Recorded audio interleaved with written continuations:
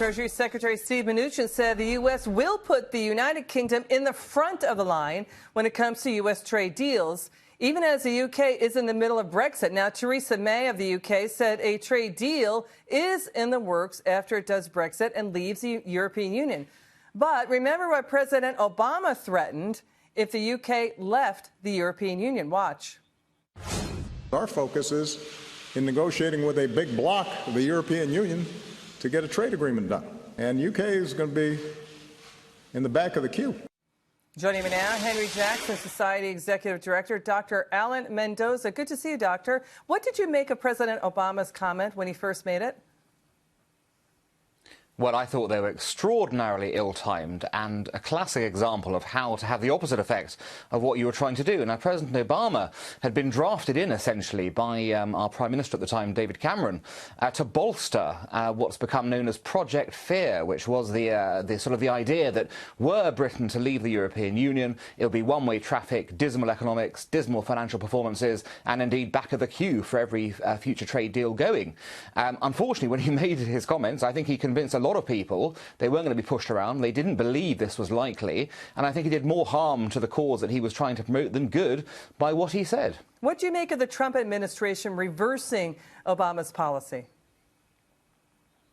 Well, I think it's no surprise. I mean, I suspect that actually, as I said, President Obama was sort of put up to it, essentially. He was told, come and give me a hand in this campaign. He foolishly accepted. He did it. It went wrong. And I think actually it's always been in the US's interest to have good trade relations with Britain. We're major trading partners. We invest in each other heavily.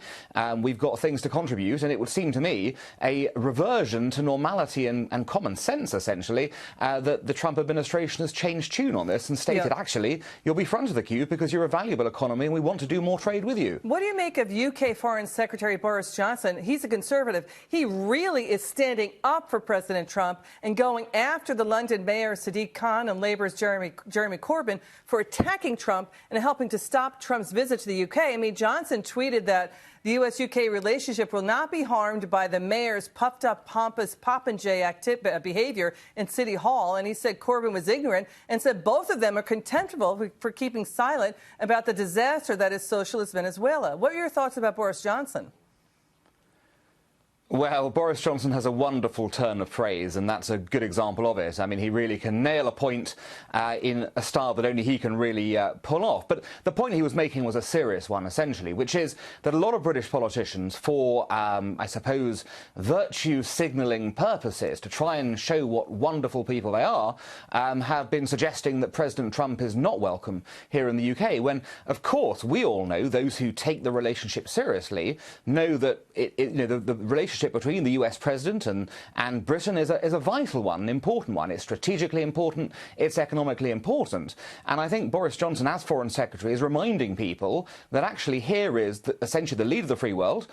He must and should be welcome in the UK. And those politicians who have tried to keep him away are essentially a national embarrassment themselves. They are embarrassing our country, and they are getting in the way of effective relationships at just a moment in time, post-Brexit or during Brexit, when we need most to be relying on established allies like the USA.